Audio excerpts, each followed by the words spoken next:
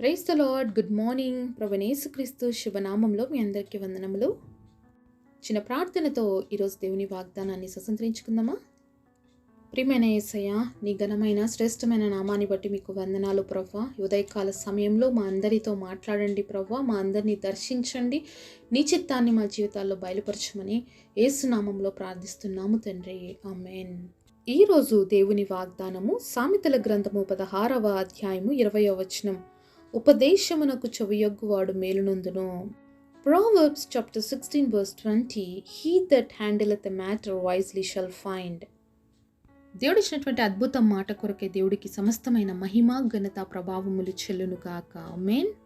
ఈరోజు ఎంతమందికి మేలు పొందాలన్న ఆశ ఉందండి? ప్రతి ఒక్కరికి ఉంది కదా, మేలు పొందాలి అన్న ఆశ. మరి మేలు పొందాలి అంటే మనం కొన్ని విషయాలు చేయాలండి, కొన్ని పాటించాలి. మొదటిగా ఏం చేయాలంటే ఉపదేశమును వినాలి. వినడమే కాకుండా మరి దాని ప్రకారముగా నడుచుకోవాలి. మరి ఇంగ్లీష్లో ఒకసారి చూసినట్లయితే మ్యాటర్ వైస్లీ, ఒక మాట కానీ ఏదైనా ఒక సీక్రెట్ ఏదైనా కూడా హ్యాండిల్ ఎలా చేయాలంటే చాలా వైజ్గా చేయాలి, అంటే జ్ఞానయుక్తముగా చేయాలి. అప్పుడే నువ్వు పొందుకుంటావు అని చూస్తున్నామండి. అయితే జ్ఞానం మన జీవితంలో పొందాలి అంటే ఎక్కడి నుంచి వస్తుందండి మనకి జ్ఞానము? మొదటిగా యెహోవా యందు భయభక్తులు కలిగి ఉండుటయే జ్ఞానమునకు మూలము అని దేవుడు వాక్యం సెలవిస్తుందండి. సామెతలు 1వ అధ్యాయం 7వ వచనంలో ఈ మాట రాయబడిందండి. సామెతలు 2వ అధ్యాయము 6వ వచనంలో చూసినట్లయితే యెహోవాయే జ్ఞానమిచ్చేవాడు, తెలివియు వివేచనయు ఆయన నోటి నుండి వచ్చును. మరి ఎవరిస్తారంటే మనకి జ్ఞానము? దేవుడు మాత్రమే మనకి ఇవ్వగలడండి. దేవుడి నోటి నుండి వచ్చే ప్రతి మాటలో మనకి ఏం దొరుకుతుందో తెలుసా? తెలివియు వివేచన దొరుకుతుంది. అలాగే సామెతలు 1వ అధ్యాయం 23వ వచనంలో చూసినట్లయితే నా గద్దింపును విని తిరుగుడి, ఆలకించుడి, నా ఆత్మ మీ మీద కుమ్మరించదను, నా ఉపదేశమును మీకు తెలిపెదను. మరి దేవుడు మనల్ని చాలాసార్లు గద్దిస్తాడండి. ఎప్పుడు గద్దిస్తాడు అంటే మనం తప్పు చేస్తున్నప్పుడు, మరి దేవుడు చెప్పినట్లు వినకుండా మన ఇష్టానుసారం చేసినప్పుడు దేవుడు మనల్ని గద్దిస్తాడు. ఆ గద్దింపుని మనం విని మనం ఏదైతే చూపిస్తున్నామో ఆ పరిస్థితి నుంచి తప్పించుకొని దేవుడి వైపుకి వచ్చినట్లయితే దేవుని యొక్క ఆత్మ మన మీద కృమ్మరించబడుతుంది. ఎప్పుడైతే దేవుని ఆత్మ మన మీద కృమ్మరించబడుతుందో, దేవుడు ఏమైతే ఉపదేశం చేయాలనుకుంటున్నాడో, ఏమైతే మనకి చెప్పాలనుకుంటున్నాడో అది మనం వినగలుగుతాం అన్నమాట. మరి బైబిల్లో బాలుడైనటువంటి సమూయేలును చూస్తామండి. మరి చిన్న బిడ్డ దేవుని యొక్క సన్నిధిలో పరిచర్య చేస్తూ ఉన్నాడు. మరి అక్కడే ఏలీ కూడా ఉన్నాడండి, దేవుడి యొక్క యాజకుడు. అయితే దేవుడు సమూయేలుని పిలుస్తున్నాడు.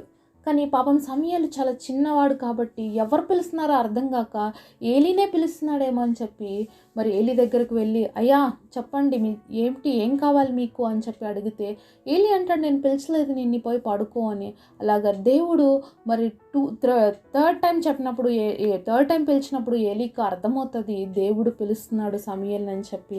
అప్పుడు అంటాడు సమూయేలుతో, సమూయేలు, ఈసారి నిన్ను అలాంటి స్వరం నీకు మళ్ళీ వినిపిస్తే ప్రభువా నీ దాసుడు ఆలకిస్తున్నాడు, సెలవిమ్ము అని అడుగు అని చెప్తాడనమాట. సరే అని చెప్పి మరి సమూయేలు వెళ్ళి పడుకుంటాడు. మళ్ళీ దేవుడు సమూయేలు అని పిలిస్తే వెంటనే మరి బాలుడైనటువంటి సమూయేలు అంటాడు, ప్రభువా ఈ దాసుడు ఆలకిస్తున్నాడు, సెలవిమ్ము అని. అప్పుడు ఏమైతే ఇశ్రాయేలుకి దేవుడు చేయబోతున్నాడో, అలాగే ఏమైతే మరి ఏలీ యొక్క కుమారులకు జరగబోతుందో, ఏ విధంగా వాళ్ళు మరణిస్తారో, ఇవన్నీ కూడా మరి దేవుడు సమూయేలుకి బయలుపరుస్తాడండి. మరి దేవుడు సమూయేలుని పిలుస్తున్నాడు, కానీ సమూయేలు గ్రహించట్లేదు. ఈరోజు దేవుడు నన్ను కూడా పిలుస్తున్నాడేమో. సమూయేలు బాలుడై ఉన్నాడు కాబట్టి గ్రహించలేకపోతున్నాడు. సమూయేలుకి తెలియదు, చిన్నవాడు కాబట్టి. మరి రోజు ఇంత పెద్దవాళ్ళుగా మనము దేవుడు మాటలు వింటున్నాం, ఇంకా మనం గ్రహించలేని స్థితిలో ఉంటే మనం బాలుడు కంటే చాలా చిన్న ఆత్మీయ స్థితిలో ఉన్నామని తెలుసుకోవాలండి. ఎందుకంటే దేవుడు ఉపదేశం వినాలంటే ప్రభువా నేను రెడీగా ఉన్నాను, నాకు తెలియచేయని మనం అనగలగాలండి. అలా అంటే తప్ప దేవుడు మనతో మాట్లాడు. ఎందుకంటే సమూయేలు ఆ మాట అన్న తర్వాతనే దేవుడు మాట్లాడాడు. అంతవరకు పిలుస్తూనే ఉన్నాడు సమూయేలు. అంతేగాని ఆయన ఏం చెప్పాలనుకున్నాడు ఆ విషయాన్ని అయితే చెప్పలేదు. కానీ ఎప్పుడైతే నీ దాసుడు ఆలకిస్తున్నాడు ప్రభువా చెప్పు అని చెప్పేసి మరి సమూయేలు దేవుడితో రిక్వెస్ట్ చేసుకున్నాడో అప్పుడు దేవుడు చెప్పడం మొదలుపెట్టాడు. కాబట్టి దేవుడు మనకు కూడా ఈరోజు చాలా విషయాలు చెప్పాలనుకుంటున్నాడండి, కానీ మనం వినలేకపోతున్నాం. దేవుడు మనల్ని పిలుస్తున్నా పట్టించుకోలేని స్థితిలో ఉంటున్నాం. మరి ఆత్మీయ స్థితిలో బాలుల వలె ఉంటున్నాం. ఉంటున్నాం. మరి అలాంటి ఈ పరిస్థితి నుంచి మనం ఆధ్యాత్మిక జీవితంలోకి ఎదగాలి అంటే ప్రతిరోజు దేవుడి వాక్యాన్ని మనం చదవాలి, ప్రతిరోజు దేవుడి మాటలు మనం వినాలి. ఎప్పుడైతే మన ఆధ్యాత్మిక జీవితంలో మనం ఎదుగుతూ ఉంటామో దేవుడి స్వరాన్ని మనం వినగలుగుతాము. అప్పుడే దేవుడు మనకి ఏమైతే బయలుపరచాలనుకుంటున్నాడో, ఏమైతే చెప్పాలనుకుంటున్నాడో మనం కూడా ఎరగగలుగుతాము. మరి బాలుడైనటువంటి సమూయేలుకి ఎన్నో సీక్రెట్స్ చెప్పాడండి దేవుడు. ఆ రోజు జరగబోయే ప్రతి విషయాన్ని సమూయేలుకి దేవుడు బయలుపరిచాడు. ఈరోజు నీకు కూడా అనేకమైన విషయాలు చెప్పాలనుకుంటున్నాడు. అనేకమైన పరిస్థితులు జరగబోతున్నాయి, వీటి కోసం నువ్వు ముందుగా ప్రార్థన చేయాలని దేవుడు మనల్ని కూడా హెచ్చరించాలనుకుంటున్నాడు. కానీ మనం వినటం లేదు, కానీ మనం దేవుడి స్వరానికి లోబడలేకపోతున్నాం. ఇంకా ఆధ్యాత్మిక జీవితంలో రోజు రోజుకి పెరగాల్సినటువంటి మనము చాలాసార్లు తరిగిపోతున్నాం. మరి సంవత్సరాలు పెరుగుతున్నాయి మన జీవితంలో, కానీ ఆధ్యాత్మిక జీవితంలో మాత్రం అభివృద్ధి రావడం లేదనమాట. క్యాలెండర్స్ని మార్చుకుంటున్నాము, బర్త్డేలు జరుపుకుంటున్నాము, కానీ మన ఆత్మీయంగా మాత్రము ఇంకా దిగజారిపోతూనే ఉన్నాము. అందుకనే ఈరోజు దేవుడు మనతో మాట్లాడుతున్నాడు. వినండి, నా మాటలు వినండి, నేను చెప్పాలనుకుంటున్న మాటలు వినండి, చెవి యొగ్గి వినండి అంటున్నాడండి దేవుడు. ఎలా వినాలంట? చెవి యొగ్గి వినాలి. మరి దేవుడి స్వరం చాలా మెల్లనైన స్వరం, అంతేదో గంభీరంగా మాట్లాడుతుందని మనం అనుకుంటాం. ఎందుకంటే మనం చూస్తాం దేవుడు ఏలియాకి ప్రత్యక్షమైనప్పుడు మెల్లని స్వరం విన్నాడు అని. కాబట్టి ఆ స్వరం వినాలి అంటే మన హృదయం చాలా ప్రశాంతంగా ఉండాలి. ఆ స్వరం వినాలి అంటే మనం దేవుడికి చాలా క్లోజ్గా ఉండాలి కదా. ఎప్పుడైతే మనం చాలా గుసగుస మాట్లాడుతుంటామండి, అది అందరికీ వినిపిస్తుందా? లేదు కదా. ఎవరికైతే కొన్నిసార్లు మనం చిన్నప్పుడు కూడా చెవులో చెప్పుకుంటూ ఉంటాం, మరి పిల్లలు ఆడుకుంటూ ఉంటారు అలాగా, మరి వాళ్ళకి చెప్పింది వాళ్ళకి మాత్రమే తెలుస్తుంది, ఇంకా పక్కన వాళ్ళకి తెలియదు. అలాగే దేవుడు మనకు కూడా చెప్పాలనుకున్నాడు. కానీ జాగ్రత్తగా చెవి ఎగ్గితే మనకు కూడా చాలా విషయాలు దేవుడు బయలుపరచాలని ఆశపడుతున్నాడు. నువ్వు అడిగితే తప్ప దేవుడు ఏది బయలుపరచడు. నువ్వు ప్రభా నేను రెడీగా ఉన్నాను నాకు చెప్పు అంటేనే దేవుడు చెప్తాడు. ఎందుకంటే ఎన్నో సీక్రెట్ విషయాలు, వైజ్గా హ్యాండిల్ చేసిన విషయాలు ఉంటాయండి. అలాంటి విషయాలు మనం దేవుడితో వ్యక్తిగతమైన సంబంధం కలిగి ఉన్నప్పుడే అలాంటి పరిస్థితుల కోసం మనం ప్రార్థించగలుగుతాము. అలాంటి పరిస్థితుల్లో ఇతరులకి మనము అండగా ఉండగలుగుతాం అన్నమాట. మరి సమూయేలుకు కూడా దేవుడు అన్ని విషయాలు బయలుపరచబడిన తర్వాత సమూయేలు చాలా భయపడిపోతున్నాడు. ఏలీకి ఏం చెప్పాలి ఇప్పుడు నేను? మరి నెక్స్ట్ డే మార్నింగ్ ఏలీ పిలిచాడు. దేవుడు ఏం చెప్పాడు నీకు అంటే, మరి సమూయేలు ఆలోచిస్తుంటాడు. ఎందుకంటే వాళ్ళ కొడుకులు చనిపోతారన్నాడు, మందసం పట్టబడుతుంది అన్నాడు, ఏలీ కూడా చనిపోతాడు. ఇవన్నీ కూడా మరి తెలిసి సమూయేలు చాలా భయంతో ఉన్నాడు లోపల. అయితే మరి ఏలీ అంటున్నాడు భయపడకుండా చెప్పు అనేసి అన్నప్పుడు అన్ని విషయాలు దేవుడు ఏమైతే బయలుపరిచాడో అవన్నీ కూడా మరి ఏలీకి చెప్తాడనమాట. బట్ ఈరోజు మనం కూడా ఆధ్యాత్మిక జీవితంలో ఎదగాలని దేవుడు కోరుకుంటున్నాడండి. మన యొక్క స్థితి దేవుడి సన్నిధిలో ఉన్నతంగా ఉండాలి, అప్పుడే దేవుడి స్వరాన్ని వినగలుగుతాం. మరి ఏలీ వినకపోవడానికి, బాలుడైన సమూయేలు వినడానికి ఉన్న కారణం ఏంటంటే, మరి దేవుడి మాటకి లోబడే స్వభావం ఉంది సమూయేలులో.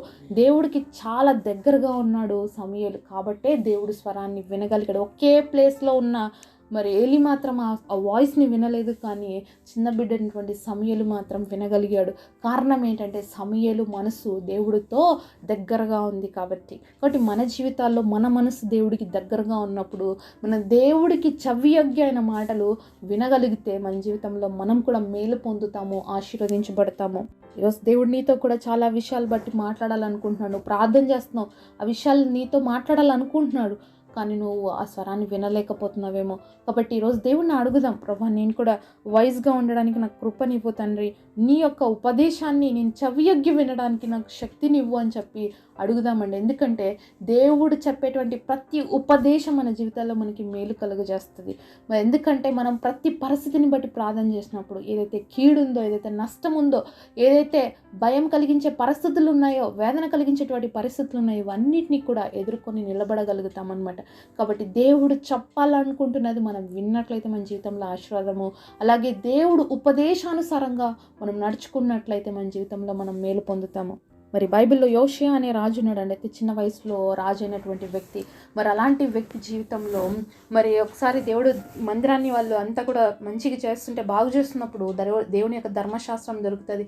అయితే ఆ మాటలు చదివి వినిపించుకున్న తర్వాత అక్కడ వాళ్ళు ఎన్ని తప్పులు చేశారో అది గ్రహించినప్పుడు వెంటనే అతడు బట్టలు చింపుకొని దేవుడి సన్నిధిలో పశ్చాత్తాపడి ప్రార్థన చేసినప్పుడు, దేవుడి మాటలకు లోబడి దేవుడు ఏమైతే చేయాలని మరి చెప్పాడో అవి పాటిస్తూ ఉన్నప్పుడు ఆయన తరంలో రావాల్సిన శిక్ష దేవుడు పోస్ట్ పోన్ చేశాడనమాట.